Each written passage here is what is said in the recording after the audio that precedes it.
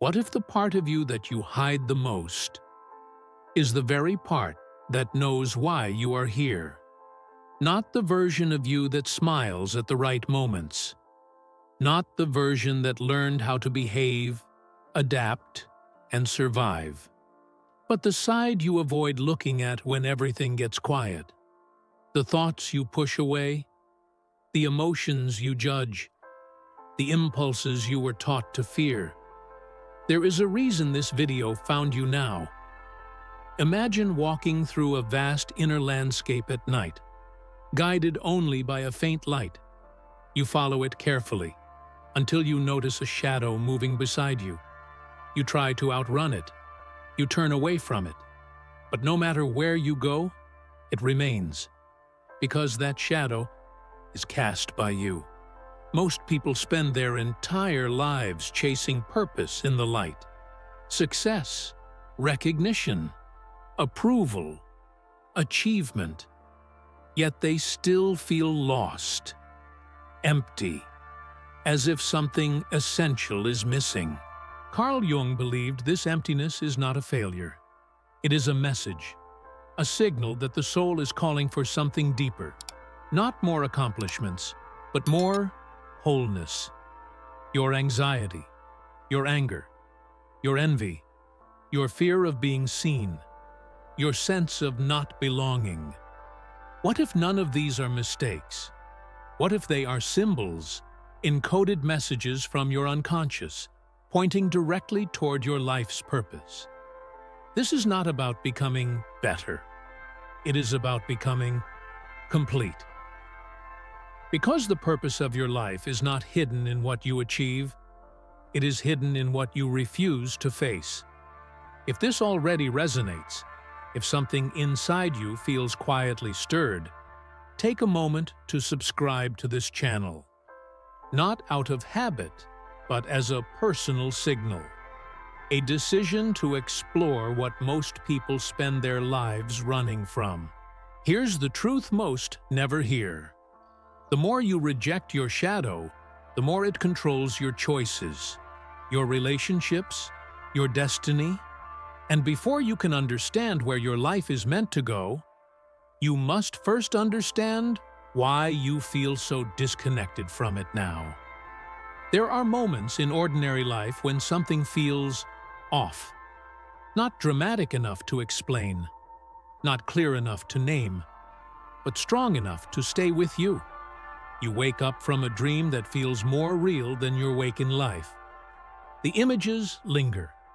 The emotions stay in your chest. You don't know what it meant, but you know it mattered. Or maybe it's a sudden physical sensation, a tightness in your throat when you're about to say yes to something that feels wrong, a heaviness in your chest for no logical reason, a wave of exhaustion that arrives exactly when you ignore what you truly feel. Some people call it stress. Others call it coincidence. But deep down, you sense that something else is happening. You start noticing patterns, the same type of situation repeating in your life, the same emotional trigger showing up in different faces, different places, the same inner conflict, no matter how much you try to move forward. You meet people who awaken something uncomfortable inside you. Irritation, admiration, judgment, attraction. You can't explain why they affect you so deeply, but they do. And then there are the moments of silence, when everything slows down, when the noise fades, and a strange question rises from within. Is this really the life I'm meant to live? This question doesn't come from logic. It comes from somewhere older, deeper, a place that doesn't speak in words, but in symbols. Carl Jung believed these experiences are not random. They are not malfunctions of the mind. They are communications. Your unconscious does not use language the way your ego does. It uses sensations, dreams, body signals, emotional reactions. And when these signs appear, It is often because something inside you has been ignored for too long. Most people are taught to distrust these signals, to suppress them, to stay positive, to move on. So they do. They distract themselves, they stay busy, they become functional, but the signals don't disappear. They grow stronger. What starts as a whisper becomes discomfort. What starts as discomfort becomes anxiety. What starts as anxiety becomes a sense of being lost, even when life looks fine from the outside. This is the quiet pain many carry, but rarely name.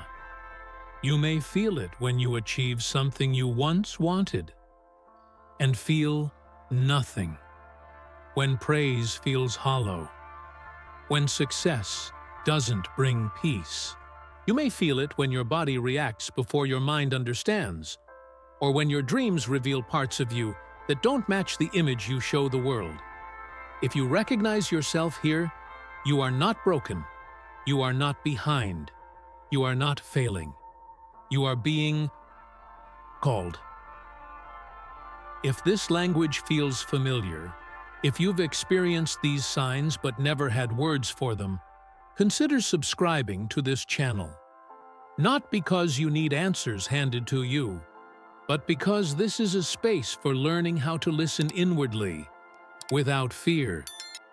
Here is the mystery most people miss. These signals are not trying to comfort you. They are trying to reveal something you've pushed into the dark. And until you understand what that hidden part of you wants, you will keep searching for purpose in places where it was never meant to be found. So ask yourself, honestly, what if the confusion you feel is not a problem to solve, but a doorway you've been avoiding? The first great spiritual sign almost everyone misunderstands is inner resistance. That subtle, persistent discomfort you feel when something touches a nerve. The emotional reaction that seems too strong for the situation. The urge to pull away, criticize, judge, or shut down, even when nothing wrong is happening on the surface. Most people believe resistance means avoid. Ancient wisdom teaches the opposite. According to poietic Carl Jung, resistance is not a warning sign, it is a poietic compass. Jung observed that whenever the psyche reacts disproportionately, something unconscious is being activated. And what is activated is almost always part of the shadow. The disowned aspects of the self that carry both pain and power. This is the first secret few are told. Your strongest emotional reactions point directly to the part of you that holds your life's purpose. Think about this carefully. Why does a certain type of person irritate you instantly? Why does someone else's confidence feel threatening? Why do you feel uncomfortable when others express anger, ambition, vulnerability, or freedom? It is rarely about them. In ancient mystery traditions, this was known as the mirror law. What disturbs you externally reflects something unresolved internally. Jung gave this process a name: projection. Projection happens when the mind cannot accept a trait within itself, so it projects it outward, where it can be judged safely. For example, those who condemn selfishness often repress their own needs. Those who despise weakness often fear their own vulnerability. Those who resent authority often hide their own desire for power or leadership. But here is what makes this spiritual, not psychological trivia. Every rejected trait contains raw energy. Anger holds the power of boundaries. Envy holds the map to unclaimed desires. Fear holds the location of growth. Shame hides authenticity. In ancient alchemical texts, this was symbolized as lead, heavy, dark, unwanted. But lead was never meant to be discarded. It was meant to be transformed into gold. The shadow works the same way. When you ignore it, it sabotages your life from below. When you face it, it becomes fuel. Many people search for purpose by asking, "What should I do with my life?" Jung would say the deeper question is, "What part of me is asking to be lived?" This is why purpose cannot be copied. It cannot be borrowed from society. It cannot be inherited from family expectations. It emerges naturally when unconscious material becomes conscious. You've likely felt this without realizing it. Moments when you suddenly felt alive, even if the situation was uncomfortable. Moments when a difficult experience changed you more than years of comfort ever did. Those moments were not accidents. They were initiations. In many ancient traditions, initiates were taken into darkness first. Caves, forests, night rituals, because wisdom was believed to arise only after facing what the ego fears. Modern life has lost these rituals, but the psyche still performs them, internally, through emotional triggers, through repeating patterns, through resistance. This is why your shadow is not your enemy. It is your unfinished destiny. If this insight resonates, if it feels like something long hidden has just been named, take a quiet moment to like this video and subscribe to the channel. Not as a habit, but as a sign that you are choosing to be part of a small circle, willing to look where others refuse.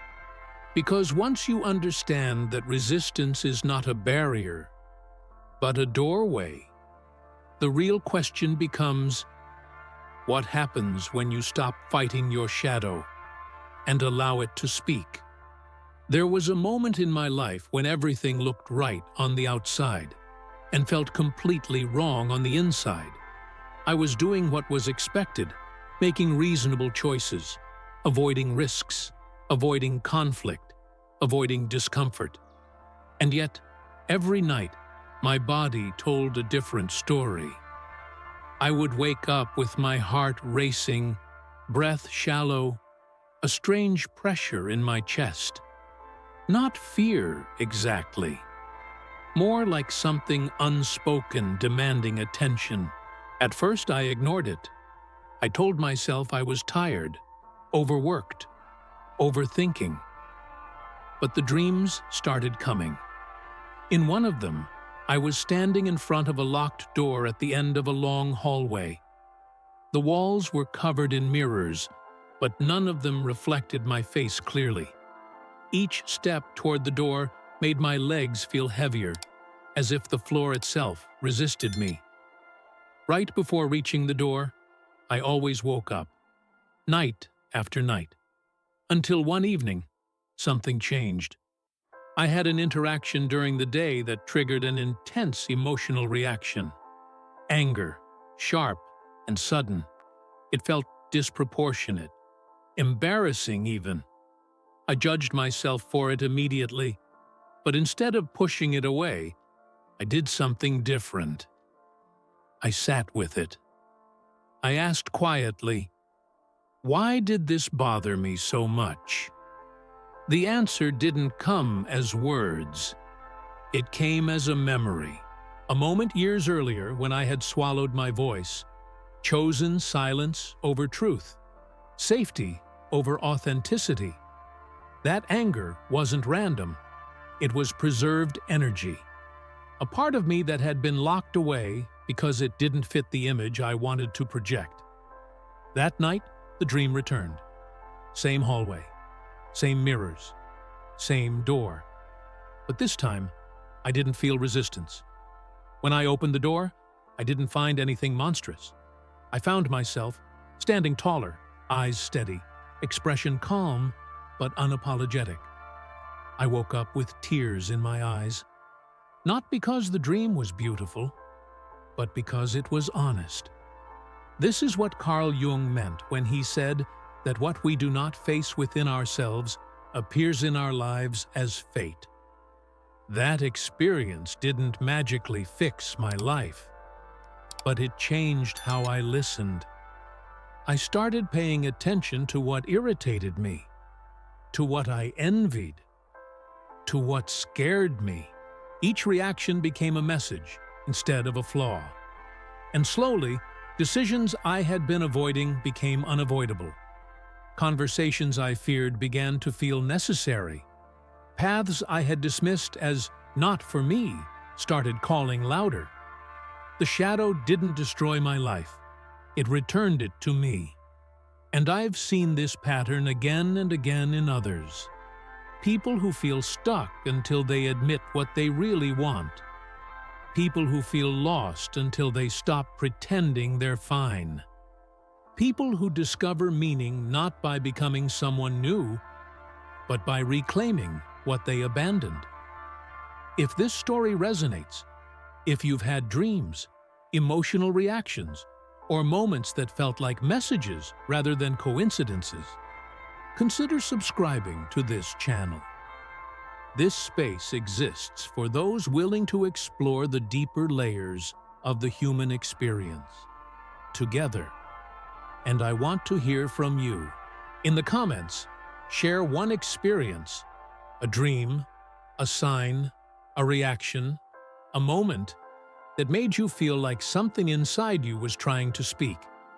I read them, and some of them find their way into future videos. Because once you realize the shadow carries a voice, the most important question becomes, what is yours asking you to become if you finally stop silencing it? The second great spiritual sign appears only after you stop running from discomfort. It reveals itself not as a dramatic vision, but as a pattern, quiet, persistent, undeniable. This sign is repetition, not coincidence, not bad luck, but the same emotional lesson returning in different forms, the same type of relationship that drains you, the same fear that stops you right before expansion, the same inner conflict that resurfaces no matter how much you move on. According to Carl Jung, until you make the unconscious conscious, it will direct your life, and you will call it fate. This is the second secret few are taught. Your repeating struggles are not obstacles to your purpose. They are the training ground for it. The psyche repeats what has not been integrated. Life does not punish you by repeating lessons. It insists. If you avoid your anger, life brings situations that provoke it. If you suppress your voice, life puts you in moments where silence costs you something. If you fear your own power, life surrounds you with people who misuse theirs. This repetition is a spiritual signal saying, there is something here you are meant to embody, not escape. And here is where most people get stuck. They try to fix the situation externally. Change the job, change the relationship, change the environment, but the pattern follows them, because the message is internal. So how do you work with this sign instead of suffering under it? Here is a simple but powerful practice, one you can apply immediately. The shadow mapping practice. Take a quiet moment today. No distractions, just honesty. Write down one situation that keeps repeating in your life and causes emotional discomfort. Then ask yourself 3 questions, slowly, without judgment. What emotion does this situation consistently trigger in me? Anger, fear, shame, envy, sadness, resentment. When was the first time I remember feeling this emotion strongly in my life? Not logically, emotionally. What quality or action does this emotion demand from me that I have avoided expressing? For example, anger may demand boundaries. Fear may demand courage. Envy may demand ownership of a buried desire. Shame may demand self-acceptance. Do not rush this process. This is not about self-improvement. It is about self-recovery. When you answer these questions honestly, something subtle shifts. The situation no longer feels meaningless. The suffering gains direction. And once direction appears, purpose is no longer abstract. Purpose is no longer something you search for. It becomes something you live into. This is why Jung believed that wholeness, not happiness, was the true aim of life. You are not here to eliminate your shadow. You are here to integrate it. And when you do, something unexpected happens. Energy returns. Clarity sharpens. Decisions that once felt terrifying begin to feel inevitable. If this teaching resonates, if you feel ready to stop fighting your inner patterns and start learning from them, subscribe to this channel, not as a passive viewer, but as someone stepping into a deeper conversation about meaning, consciousness, and inner truth. Because there is a final sign, one far deeper than resistance, deeper than repetition. A sign that appears only when the shadow has been partially integrated. Almost no one recognizes it. And when it appears, life is never experienced the same way again. There is a moment, rare, quiet, unmistakable, when the struggle suddenly changes its nature. Not because life becomes easy, but because life stops pushing against you. This is the deepest spiritual sign almost no one talks about. It appears after resistance has been faced, after patterns have been recognized, after the shadow has been met, not conquered, but accepted. And when it comes, it feels like this. You are still afraid, but you move anyway. You are still uncertain, but you act with clarity. You are still imperfect, but strangely aligned. The inner war softens, not because darkness disappears, but because it no longer needs to fight for attention. In ancient traditions, this was called integration. In esoteric Christianity, it was symbolized as the descent into the underworld and the return with sight. In modern language, Carl Jung called it individuation, but all names fall short of the experience itself. This sign reveals itself as inner coherence. Your thoughts, emotions, and actions stop contradicting each other. Your body no longer rebels against your choices. Your intuition stops screaming and starts guiding. You may notice something subtle but profound. Decisions that once drained you now energize you. Truth feels lighter than pretense. Silence becomes more honest than explanation. This is not spiritual perfection. It is spiritual alignment. Here is the truth that ancient teachings whispered and modern culture forgot. Purpose is not something you discover. It is something you become when nothing inside you is split against itself. This is why so many people feel lost, even when successful. They are divided. They live one life outwardly and suppress another inwardly. But when the shadow is integrated, a strange thing happens. Life responds differently to you. Not magically, not mystically in a superficial way, but structurally. Opportunities feel timed. Encounters feel meaningful. Even difficulties feel instructive. This is what some traditions called grace, what physics hints at through coherence and resonance, what mystics described as walking in truth. You are no longer fighting who you are. So energy stops leaking. And in that moment, something clicks. Your past makes sense. Your wounds gain meaning. Your struggles feel necessary, not cruel. If you're feeling this shift as you listen, if something inside you feels seen rather than fixed, take a moment to like this video. This work is created with intention, not algorithms, with passion, not profit. Every like strengthens this space where deeper truths are allowed to breathe. And if this message resonates, subscribe to the channel. Not as a follower, but as a participant in a community that chooses depth over distraction. Because here is the most unsettling truth of all. When alignment begins, life will eventually ask something of you. A decision, a sacrifice, a step you can no longer avoid. And the final question is not whether you are ready, but whether you are willing to answer when your purpose stops whispering and finally calls you by name. If you have listened this far, it is not by accident, because everything you've heard, every sign, every pattern, every shadow, was never meant to confuse you. They were meant to wake you up. Your dreams were not random. Your emotional triggers were not flaws. Your repeated struggles were not punishments.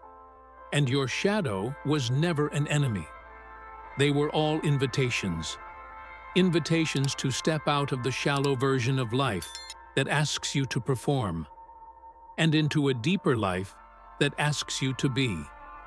According to Carl Jung, the greatest tragedy of the human being is not suffering, it is living without meaning. And meaning does not arrive fully formed.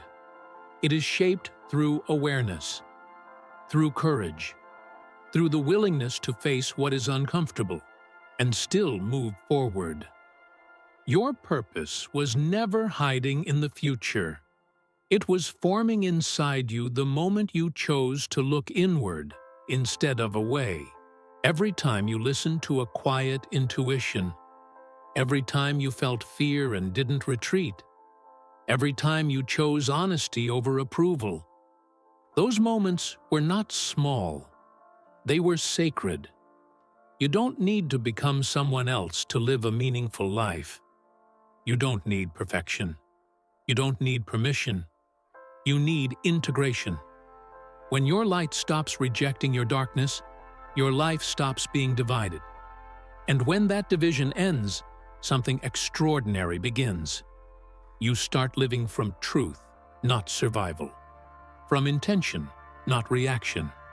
From depth, not distraction. This is how consciousness awakens.